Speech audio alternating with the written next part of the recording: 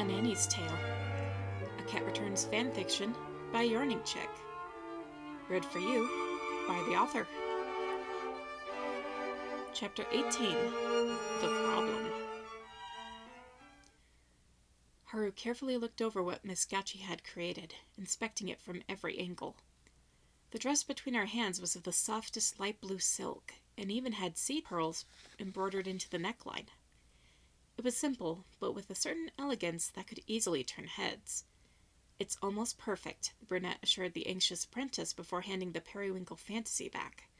"If you take in the shoulders a half-inch, then it will fit perfectly." "I'll do it," the gray feline promised, taking up her needle once again. "It will look wonderful on you."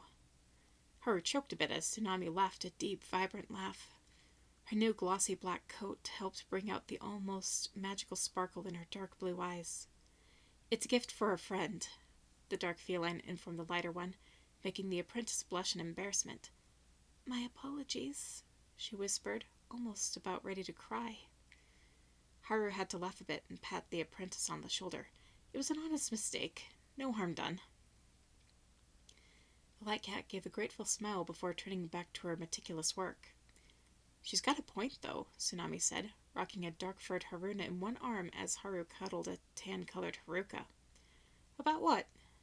the brunette human asked curiously. "A dress like that would look good on you, especially if you took off those glasses." Haru's hand automatically flew to her face, like she feared the corrective lenses would fly off them. "Oh, no you don't. I like sight too much to give it up.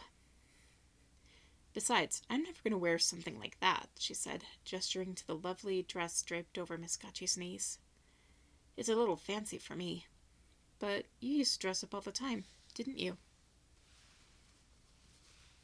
Tsunami sighed, thinking about the days before she had met her husband. "Yes, but I gave that life up willingly. My babies are worth more than fancy dresses, but that's no reason why you can't dress in something lovely like that." "I can't afford it," Haru insisted, making her feline friend snort indelicately. "Even if you couldn't, with the way you save Avery Copperpenny Baron pays you, you could probably make something like that yourself." "I don't have the time or the desire, Tsunami.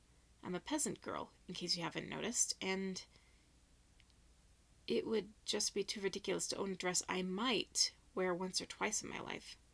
I'm too practical for such things. It doesn't have to be fancy, just something nice for when a suitor wants to go for a walk or something." Haru's bottom lip trembled terribly, almost enough that Tsunami could count her human friend's teeth through the flesh. The brunette's hands became tight fists and started shaking slightly. "You're not the only one with a past life, Tsunami," Haru whispered. "Any and all possible suitors, at least for me, are a part of that past, and will never come back. Thanks for the concern, but my regular dresses are more than suited to my current and future lifestyle." She stood up in order to take the finished dress from Miss Gachi and pay her the money Baron had given her for Yuki's dress. The black cat cradled her dark daughter, slightly amused, but mostly sad. "She still hasn't figured it out yet, has she?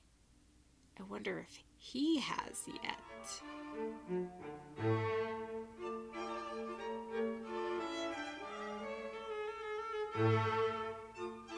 Baron looked again at the invitation that the Cat King had personally handed him, certain that there had been a misprint. "With all due respect, Your Majesty, I don't think that I'll be escorting a young lady to the event." The scruffy gray long hair growled from behind his mountain of paperwork as he signed a few more royal proclamations. The purple gem of an eye that served him for a crown seemed to be just as angry and distracted as his real ones. "Baron, if you're coming to my son's birthday ball, then you have to bring a date.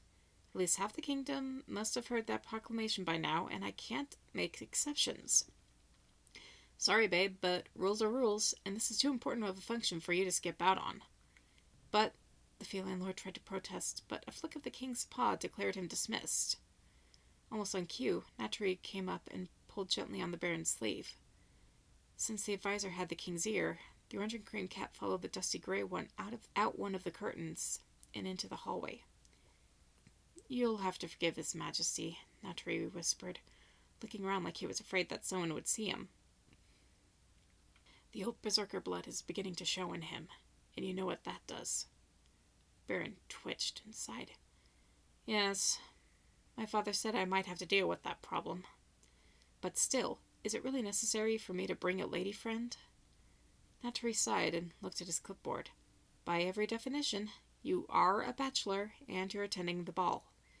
I'm afraid there's no way around it, Baron, and I know you wouldn't miss this occasion for the world. I did promise the prince I would attend, the orange and cream feline said glumly, feeling like a terrible traitor to his wife's memory. Don't feel so bad, Baron. I'm more than certain that any number of girls would consent to come to the ball with you. Your close friendship with the prince is hardly a secret, and you're considered to be quite a prize yourself. Baron sighed tiredly at the old news, and nodded thankfully. Thank you, Naturi. I'll see what I can find. As he turned from the advisor to head back home, a certain red cat appeared around a corner, almost on cue. Sai fluttered a yellow fan close to her face, a strange smirk on her face. Would you happen to have a problem, Baron? She murmured softly, though her dark eyes were grimly smug. Baron's temper flared as he curtly tipped his hat in acknowledgement and walked past her at a brisk pace. Nothing I can't handle.